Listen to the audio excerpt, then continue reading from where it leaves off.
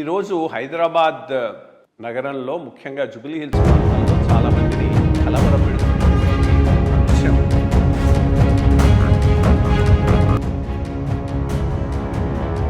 ఇది పూర్తిగా ధ్వంసం అవుతుందా,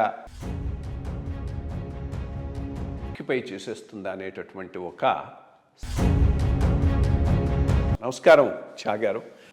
ఈ ప్రాజెక్టు వలన ఏది కొంత ఇబ్బంది కలగొచ్చు, లేకపోతే ప్రజల్లో ఈ అపోహలు రావడానికి కారణం ఏంటి? ఈ ప్రాజెక్ట్కి కేవీఆర్ పార్క్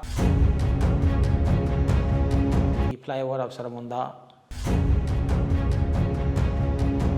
సో మనం ఓన్లీ అబౌట్ 400 ఏకర్ ల్యాండ్ మాత్రమే మనం ఇది పార్క్ డిక్లేర్ అయింది. ఇప్పుడు వచ్చేది ప్రపోజల్ టోటల్ మనకి కేబీఆర్లో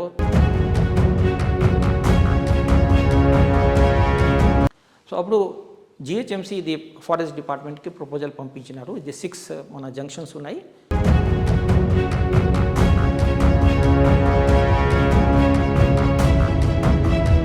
మామూలుగా అట్లాంటి ప్రపోజల్ వస్తే 1 విజిట్లో చూసి మామూలుగా మనం రొటీన్ వేలో పర్మిషన్ ఇచ్చేస్తాం. కానీ ఇక్కడ మనం అంటే టోటల్ పోయేది 107 మెట్రిక్ టన్ పర్ డే. ఒకవేళ ఫ్లైఓవర్ వస్తే ఆ ప్రొజెక్షన్ వాళ్ళు అప్ టు 2035 వరకు ఇచ్చినారు. సో 2035 వరకు సపోజ్ మన ఫ్లైఓవర్ తీసుకోలే ఏదో కారణం వల్ల,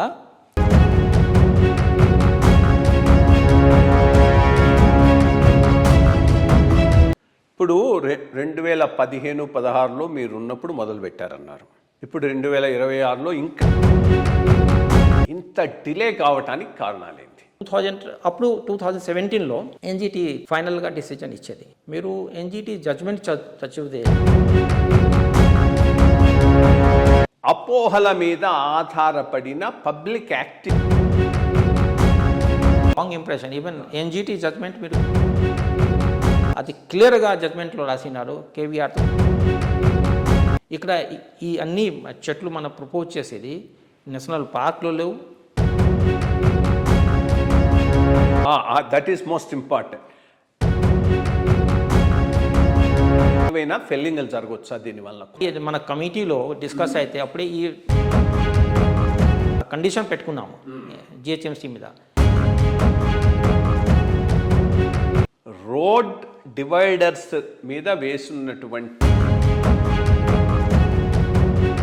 కొన్ని వీడ్స్ తగ్గిపోతుంది, కానీ